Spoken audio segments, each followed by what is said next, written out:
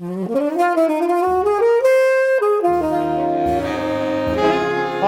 start again. I'm from Cleveland. Tad Dameron was from Cleveland. But let's look at that line on Second Nature.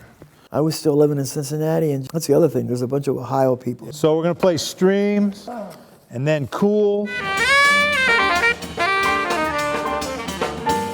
First time I heard him, I was in college, and he and his father played together. Big T. Big T and Joe, and I'll never forget it. As a matter of fact, I think I even have a cassette of it somewhere. Okay, here it is.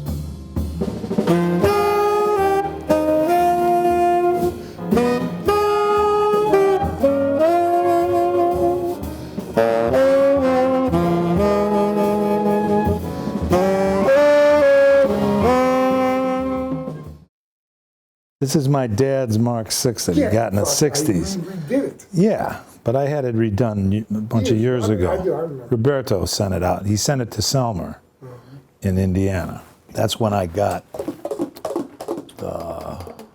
my balanced action. I was around 14 when he got this. My dad played tenor. Big T? Big T, Tony Lovano. He was one of the leading players around town in his day. Yeah. And played with Tad Dameron. You got sweat in there, you know, it all just shorted out. So then I had it all taken off. You probably heard my dad in Youngstown with this one, man. I knew his father before I knew him, you know, yeah.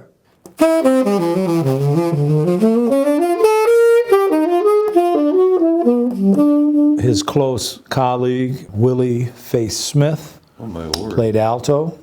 He wrote these orchestrations for me when I was putting this band together to focus on 52nd Street, period.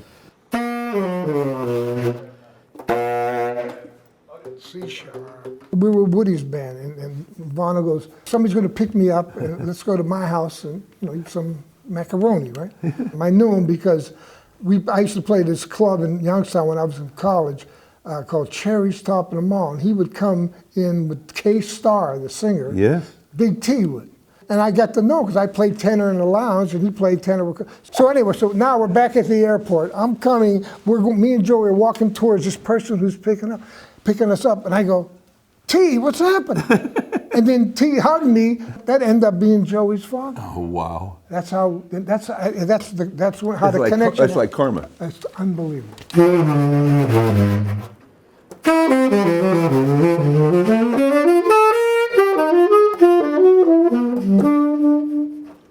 How they look, let me go scope out we're ready to play a little. And the thing that's so beautiful is that Ohio connection. You know, he played in the organ groups with his father. He started playing with Lonnie Smith. And so there's a connection of a certain attitude about the music. Yeah, it's 4 bars of drums. Okay, here's the 4 bar. Here's the 4 bars. 1, 2, 3, 4.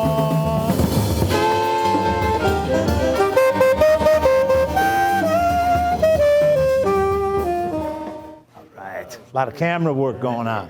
But I always had a passion for jazz because I grew up listening to it. My dad was really into music. He was a clarinet player. Do you want us to do 2 sets or 1 concert set? If you tell me you think the pacing, the impact, and the vibe will be better that way, then we're going to do it that way.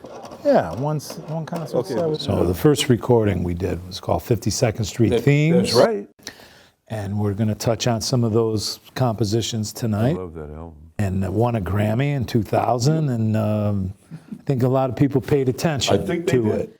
The man who we are so thrilled to have an incredible person among us, he's one of our faculty members, who has been booking this jazz series since well before this Performing Arts Center was even built. He's an incredible man, and I really want to just show our appreciation for everything that he's done for us here. So please put your hands together, and please help me welcome Jim Merod to the stage.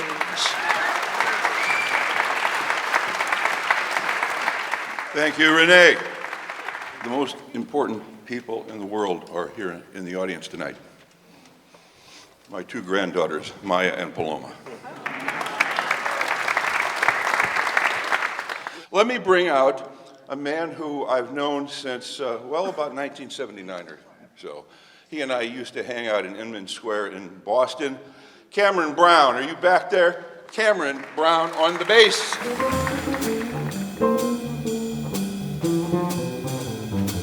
Joe's such a special band leader, and the whole ambiance that he creates around a band.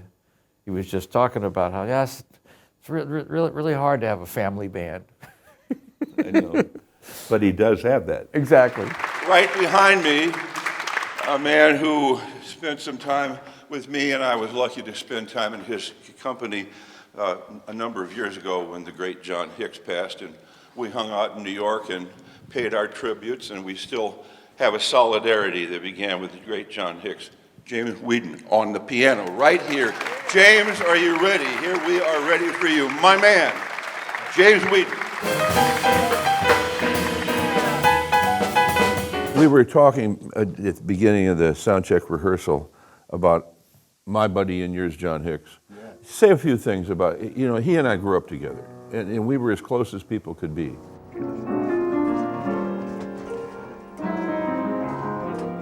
I adored him, and not a day of my life I don't think about John Hicks. I want to hear some of the things that you felt about John. John was a brilliant musician. Absolutely. Brilliant, humble, and brilliant.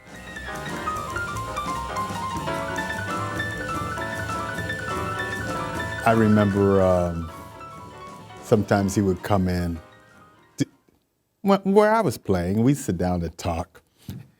And I remember he was talking about some particular musicians, and maybe they didn't really know the music like the saxophone players. He said, you know something?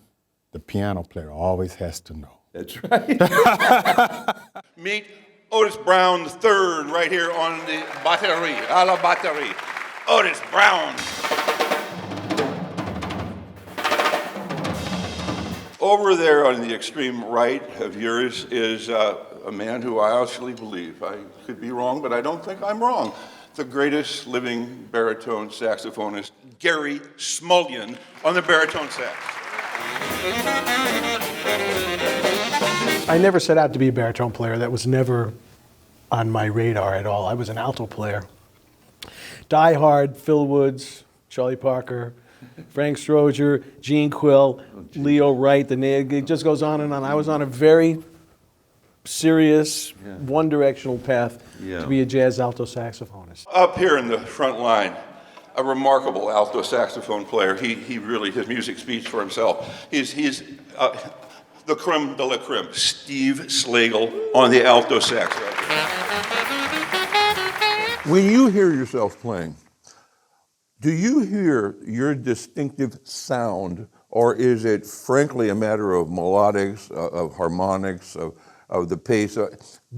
Is your distinct sound something that you're very, almost eccentrically aware of? Well, yeah, but I wouldn't say that I thought of it as distinct until after putting in my 10,000 hours or whatever it is. In other words, it's something that that has always been, to me, even on with music, the sound comes first and then the arrangement or the song comes later. The sound is the most important.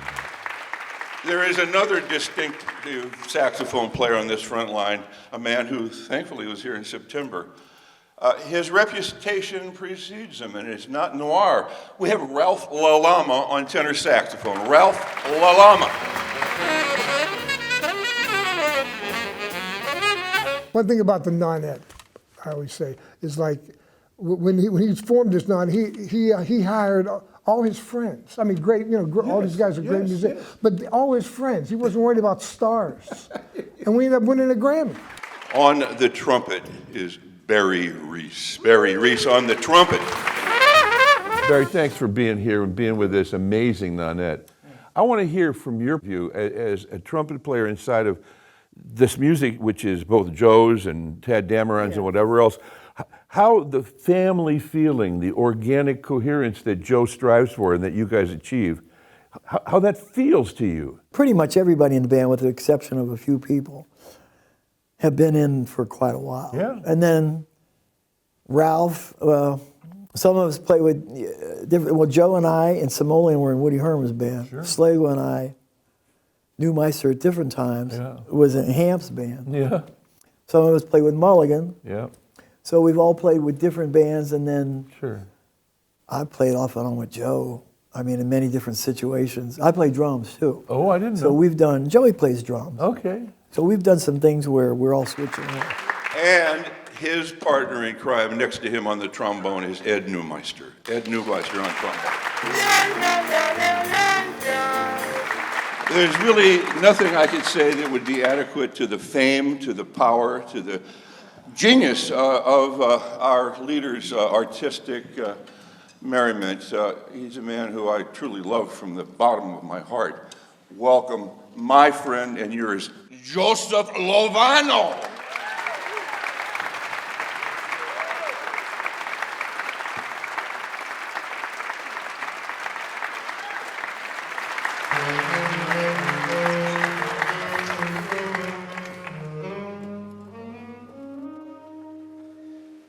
Show your second nature in your suite. You were just talking about the fact that it really reflects something fairly profound. Well, the whole idea of that piece, it starts with unaccompanied tenor, from an idea of a melodic line that just takes shape as you play it.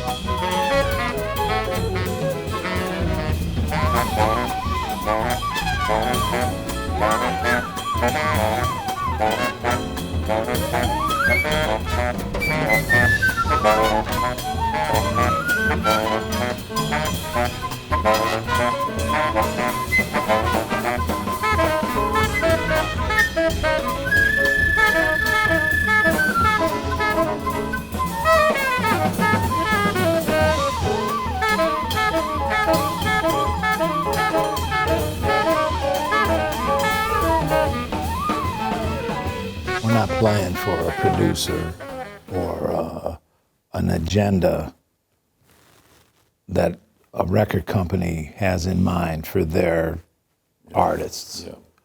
We're playing from some spiritual place. There you go.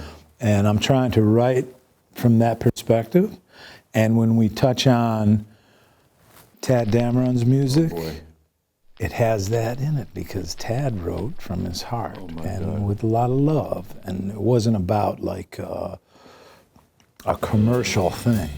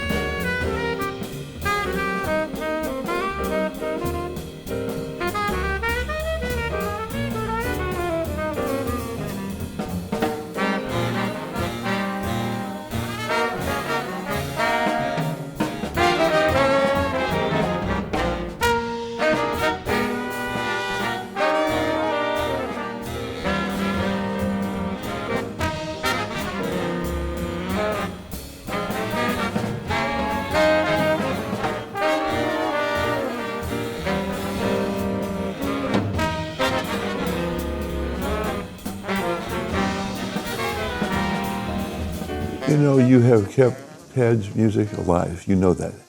Well, I think his music is alive if anybody's hip to it. And the thing is to bring it to new life, to new visions within.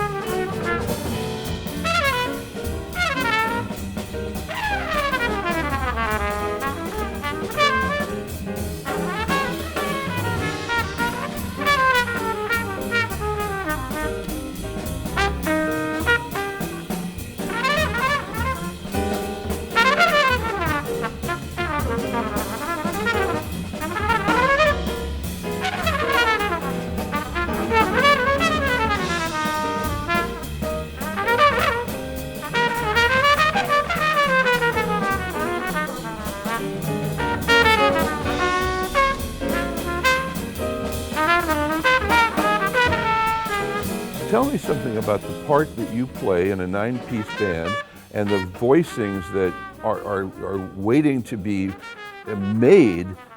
How does it set up for you? Because it's not just a blowing gig. Yeah. It has an organic sound. Yeah, it's gotten, initially, when I first came into the band, it was less of that, it was less parts. Oh. I mean, well, it was, there were, but it wasn't, it got more involved. Yeah. It became more parts. Yes.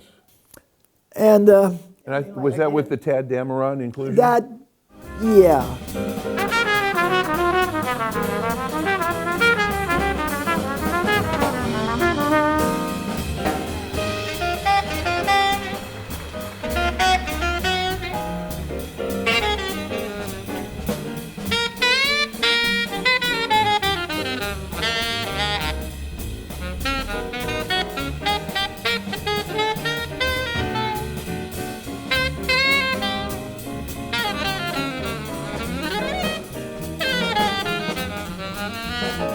Joe and I kind of go even back further than this band, you know. Yeah. Back to the 70s, you know. Now, there's a spirit there. I know it's a zeitgeist or an era. There's a vibe, whatever you want to call it, which is historical. But there's a spirit. The way in which you guys come at the same age out of that spirit, and the way jazz has evolved since you guys came to maturity, I'm going to say it. There's a falling off in my estimation, or there's a huge change, which I'm not so sure I'm thrilled about. You guys share something, I would call it the beauty of the melody and the surprise of the harmony. Can you put it in a different way? Well, once you kind of develop your own sound, then it's a matter of like playing something that hasn't been played before, or trying to be on that, always on that level of trying to create something that's a seed to change. And so, you know, I think we just work together that way intuitively, you know.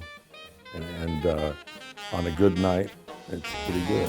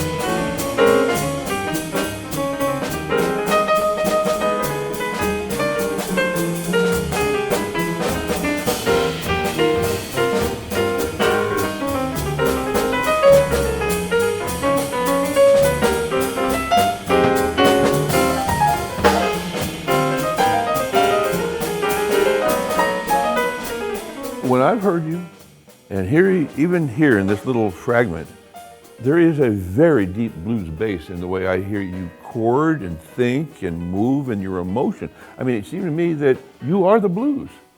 Am I full of shit?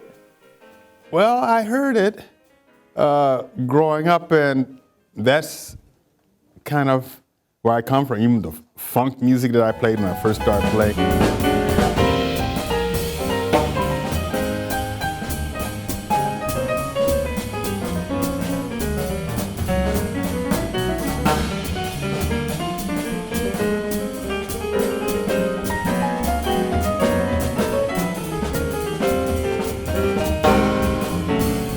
You played with several female vocalists?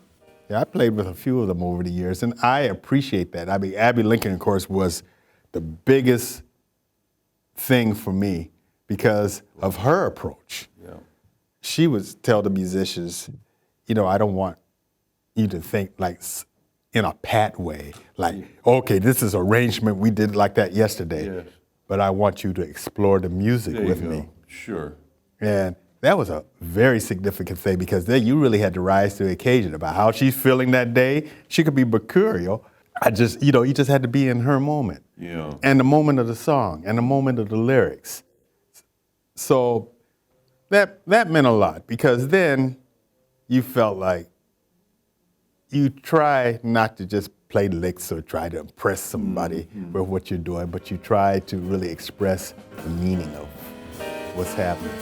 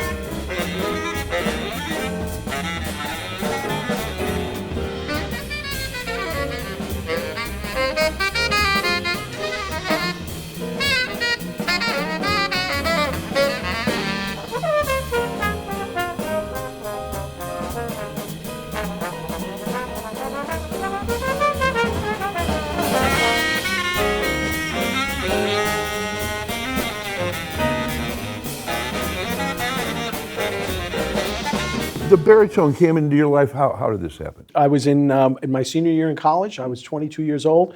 This is May of 1978, and the phone rang, and it was Woody Herman's band. And Bruce Johnstone had just left, who was also a giant on the baritone saxophone and bass clarinet. He's just a great musician.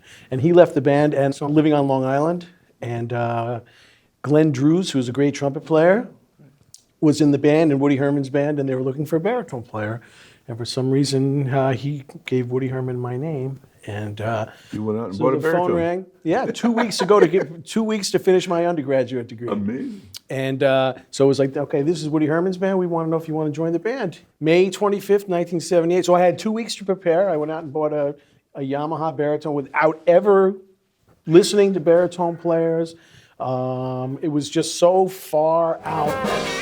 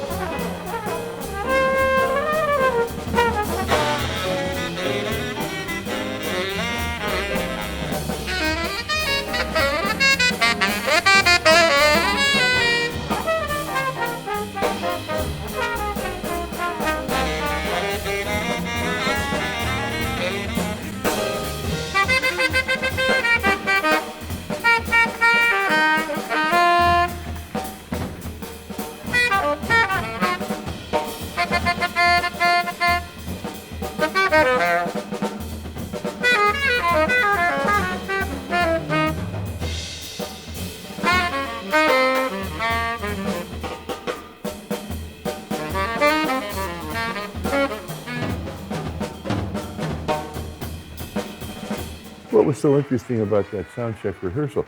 The way you were sharing the cueing and the orchestration and the architectonics. And, you know, during the blowing, the tempos could change, things could happen, you know. But we'll find the right tempo for the theme, you know. Doodly-dee-dee-boo. Doodly-dee-dee-dee-dee-da. One, like, and kind of soft. 2, 1, 2,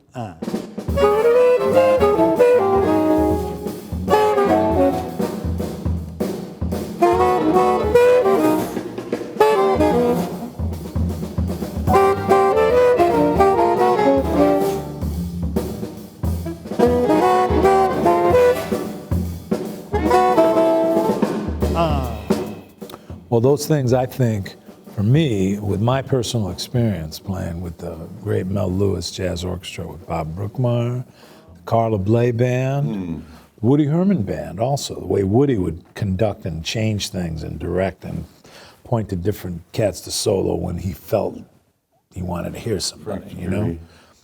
But my experience is playing in those bands, Charlie Hayden Liberation Music Orchestra also, where Carla Bley wrote these orchestrations, and within them we created all this inner music, you know. You play your riff with Otis. He's playing time in here. When you cue. When I cue, it's that bar. Okay, got it. And you're giving the band 4 bars, and then we're at Well, I'm gonna give him 1, 2, 3, 4, boom.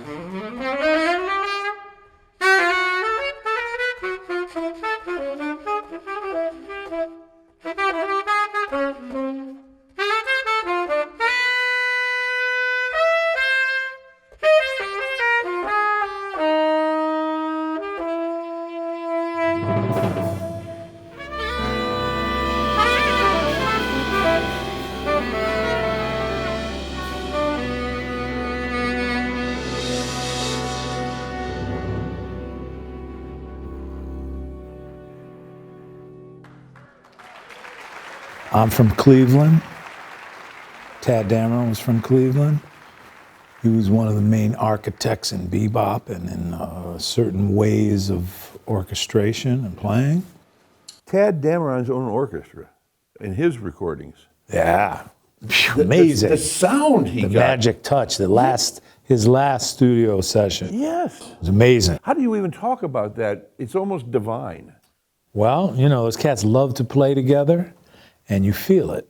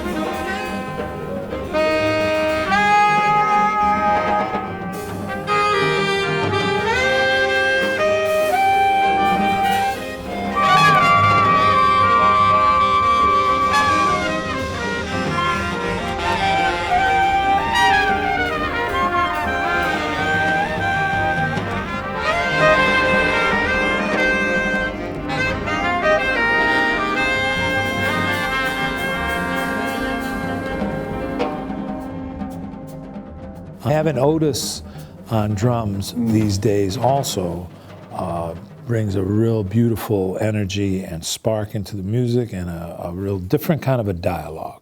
Because he didn't grow up playing in big bands like we all did.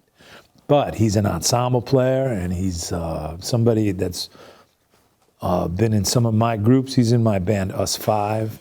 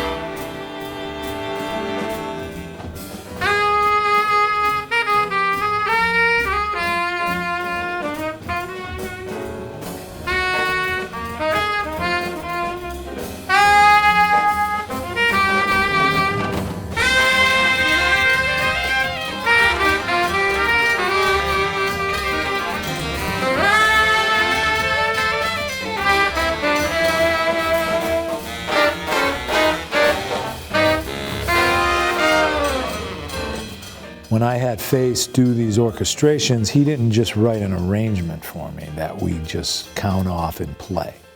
He wrote an orchestration. He wrote an intro. He wrote the theme. He wrote a few little backgrounds here and there, a shout chorus, but stuff that I could cue as we're playing. Yeah.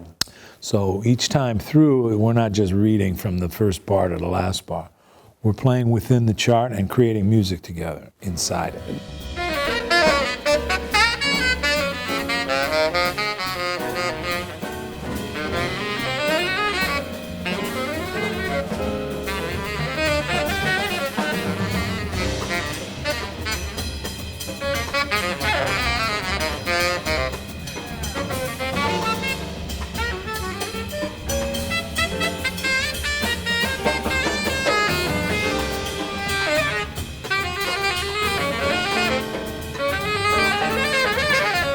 Me and Joe were in Woody Herman's band. Woody's band. Yeah, together, first time. Yeah. What a wonderful thing. Yeah, and then in Mel's band too, for together about 10 years.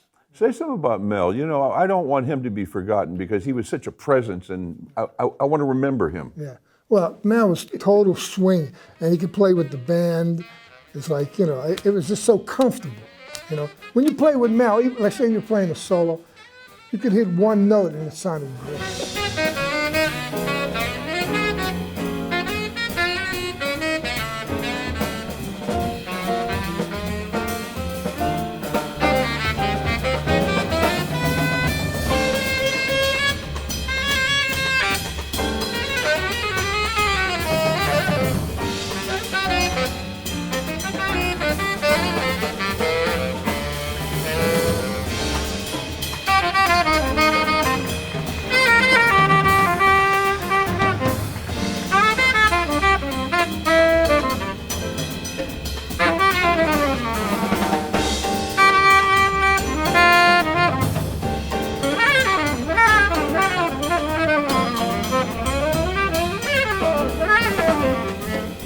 I've had a really amazing, fortunate career playing within some amazing ensembles with the masters.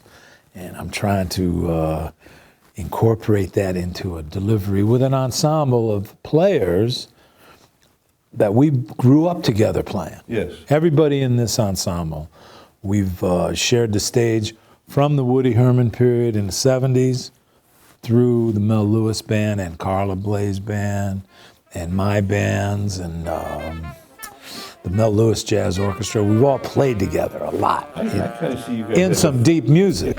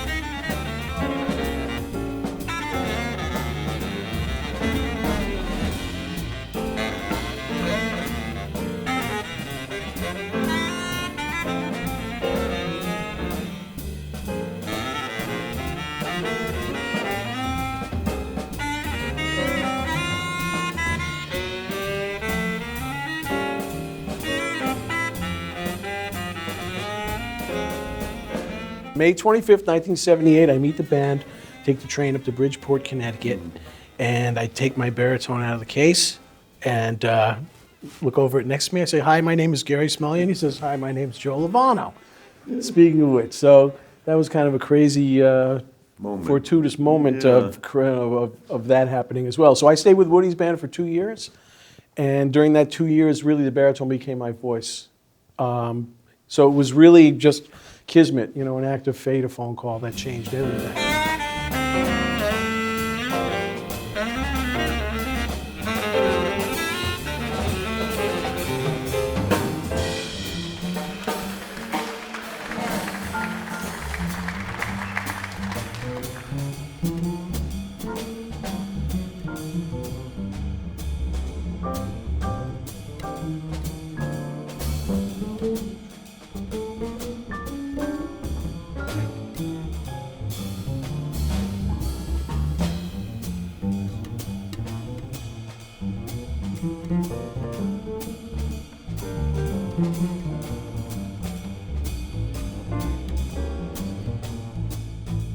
Being with Joe, how does it feel to be with this Nonet?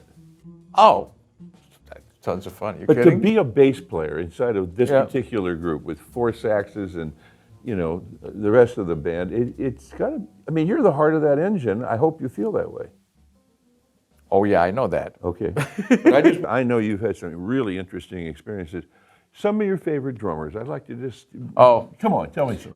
I think I'm a frustrated drummer, but that's, to me, been, talk about the heartbeat, the bass player, but the core of my career has really been just how much fun it is. I have this theory that all the music that came from Africa, from the drums, Brazil, Caribbean, up here. Congo, etc. And it came from Africa, but I'm saying that as it manifested here in the Western Hemisphere, and it's like, because of what the popular music was in the 30s and 40s, right? It's based on the quarter note. So everywhere else was based on the eighth notes. You got the boom, boom, boom, boom, boom, boom, boom, boom.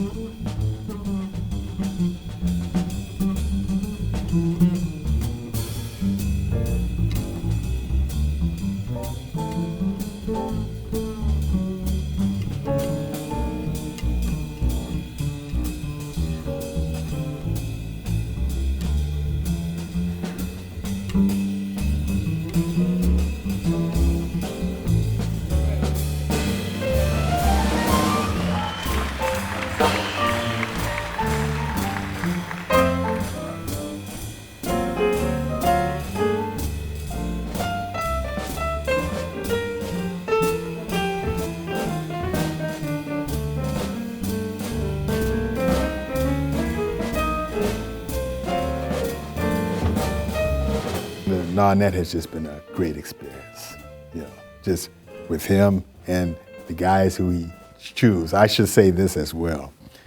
The Nonet is kind of like the jam sessions he used to have in his loft. Mm-hmm. It reminds me of that.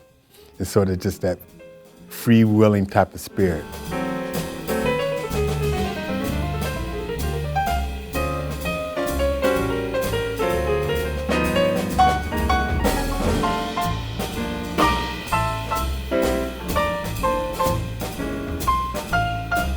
When I was going to Youngstown State University, Ralph Lalama's brother, Dave Lalama, had written some arrangements based on the Brown Roach group. Yeah. Now, and the Black Studies program, Alfred Bright was the head of that.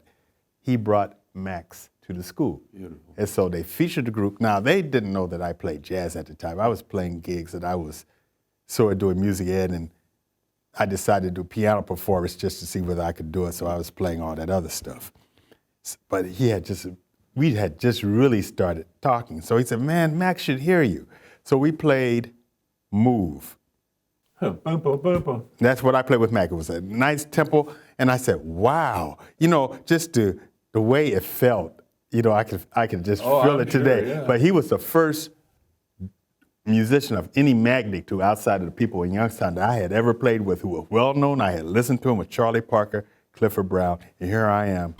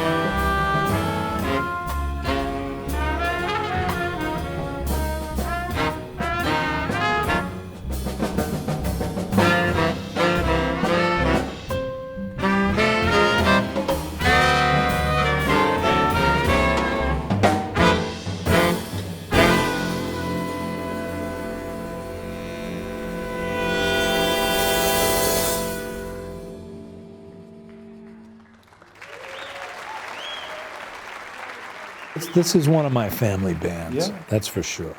And it's amazing to explore music together, but also to hear everybody. Because everybody inspires each other to take the music into new places all the time.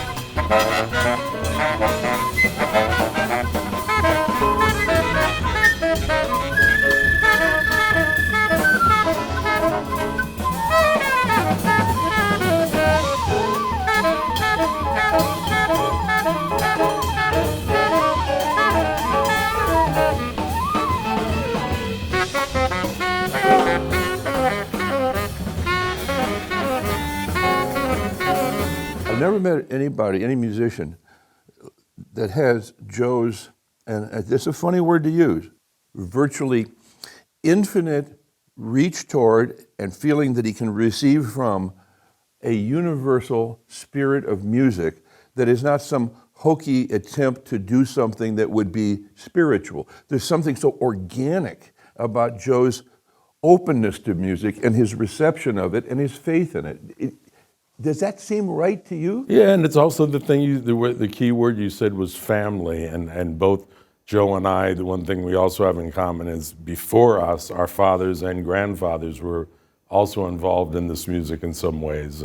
My grandfather was a jazz drummer in St. Louis, and my family had a lot of musical, especially jazz roots, and so did Joe's. So some of it is like, you know, you heard it in the womb.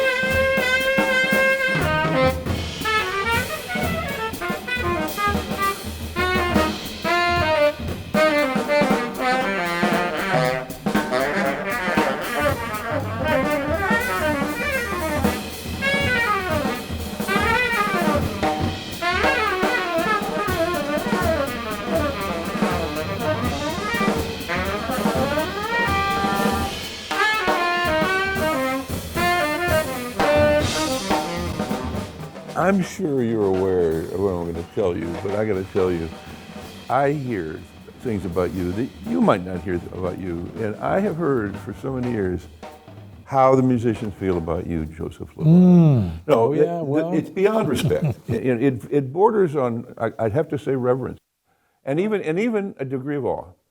We're all here together. We're sharing the well, space. some people are more here than others. And I want all my groups to have that free contributions within the music to happen, so that every time we play is a fresh new experience, you know, within whatever the repertoire is. Well, you do it.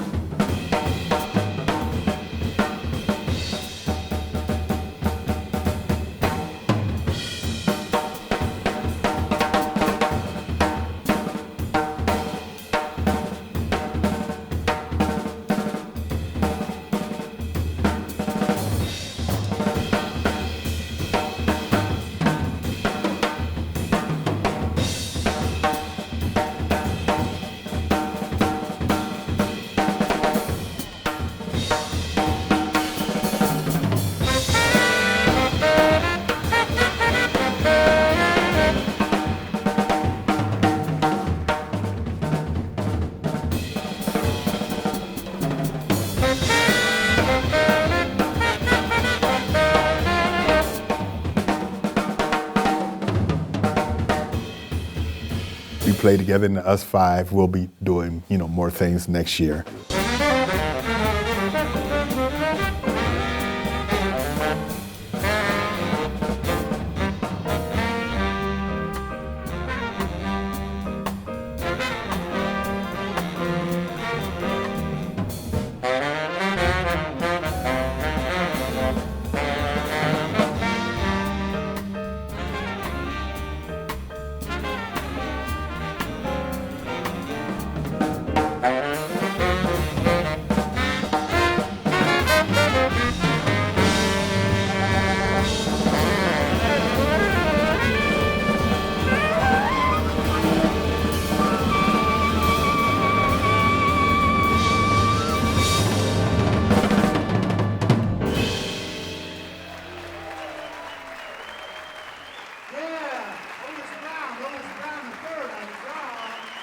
Otis Brown the third.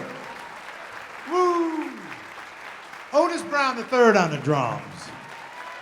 Cameron Brown on bass. That's Cameron Brown. James Weidman on piano. James Weidman. James Weidman on the piano. Cameron Brown on bass. Otis Brown the third on the drums. Barry Ries on the trumpet. Steve Slagle, alto saxophone and flute. Ed Neumeister, trombone. Ralph Lalama on the tenor saxophone. Gary Smulyan, baritone. My name is Joe Lovano. Streams of expression. Thank you, thank you, thank you, thank you. Woo! So beautiful to be here. Joe Lovano, Support let him all know. the music that comes through. Joe here at Lovano, Soka let's let him know University. we want him back. Incredible, incredible, incredible, incredible space. Thank you, Jim. My man, Thank Joe you all. Lovano. Beautiful. Joe.